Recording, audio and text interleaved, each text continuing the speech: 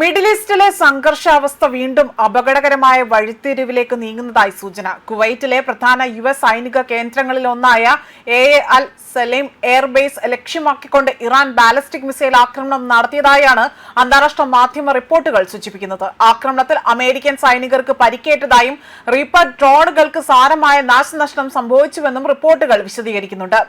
മാത്രമല്ല, ഈ റിപ്പോർട്ടുകൾ അതായത് പുറത്തുവന്ന റിപ്പോർട്ടുകൾ പ്രകാരം അതിവേഗ ബാലിസ്റ്റിക് മിസൈൽ വ്യോമതാവളത്തെ ലക്ഷ്യമിട്ടുകൊണ്ട് എത്തിയെങ്കിൽ പോലും കുവൈറ്റിന്റെ വ്യോമ പ്രതിരോധ സംവിധാനം അതിനെ തടഞ്ഞു എന്നതാണ് റിപ്പോർട്ട്. എന്നാൽ മിസൈലിന്റെ അവശിഷ്ടങ്ങൾ സൈനിക കേന്ദ്രത്തിനുള്ളിൽ പതിച്ചതോടുകൂടി തന്നെ നാശനഷ്ടങ്ങൾ ഉണ്ടായതായി തന്നെയാണ് വിവരം. സംഭവത്തിൽ അമേരിക്കൻ സൈനികർക്ക് പരിക്കേറ്റതായും സൈന്യത്തിന്റെ നിരീക്ഷണ ആക്രമണ ദൗത്യങ്ങൾക്ക് ഉപയോഗിക്കുന്ന 2 MQ-9 റീപ്പർ ഡ്രോണുകൾ തകർന്നതായും റിപ്പോർട്ടുകൾ ഇവിടെ പുറത്തു വന്നിട്ടുണ്ട്. പരിക്കേറ്റ സൈനികരുടെ ചില ഗുരുതരമല്ലാത്തതായിട്ടുള്ള വിവരങ്ങളാണ് ലഭ്യമാകുന്നത്. കഴിഞ്ഞ 24 മണിക്കൂറിനിടെയാണ് ആക്രമണം നടന്നതെന്നതാണ് റിപ്പോർട്ടുകൾ വ്യക്തമാക്കുന്നത്. മേഖലയിൽ അമേരിക്ക നടത്തിയ സമീപകാല സൈനിക നടപടികൾക്ക് തിരിച്ചടി എന്നോണമാണ് ഈ ആക്രമണം എന്നതാണ് പ്രതിരോധ നിരീക്ഷകരടക്കം വിലയിരുത്തുന്നത്. ഇതിനു മുൻപും കുവൈറ്റിലെ സൈനിക കേന്ദ്രങ്ങളെ ലക്ഷ്യമിട്ടുകൊണ്ട് ഡ്രോൺ ആക്രമണങ്ങൾ ഉണ്ടായതായി തന്നെ റിപ്പോർട്ടുകൾ പുറത്തു വന്നിരുന്നു. ഇപ്പോഴത്തെ മിസൈൽ ആക്രമണ വിവരങ്ങൾ അവിടെ ശരിവെക്കപ്പെട്ടാൽ അത് അമേരിക്ക ഇറാൻ സംഘർഷത്തിൽ പുതിയ അധ്യായത്തിന് തുടക്കം കുറിക്കുമെന്നതാണ് വിലയിരുത്തൽ പുറത്തു വന്നിരിക്കുന്നത്.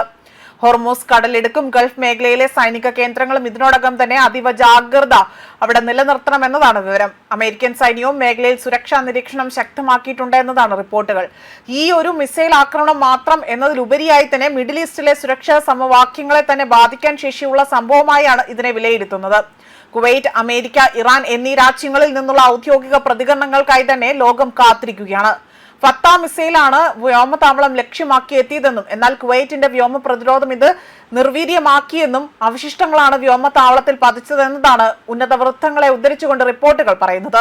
24 മണിക്കൂറിനിടെയാണ് ആക്രമണം ഉണ്ടായതെന്നും വ്യോമതാവളത്തിൽ ഉണ്ടായിരുന്ന 2 MQ-9 റീപ്പർ ഡ്രോണുകൾ തകർന്നുവെന്നും അദ്ദേഹം വ്യക്തമാക്കി. അതേസമയം സൈനികർക്കേറ്റ പരിക്കുകൾ സാരമുള്ളതല്ല എന്നും ഹോർമൂസിലും ബദർ അബ്ബാസിലും പോലും നടത്തിയ വ്യോമാക്രമണങ്ങൾക്ക് നേരത്തെ തന്നെ ഇറാൻ തിരിച്ചടി നൽകിയിരുന്നു.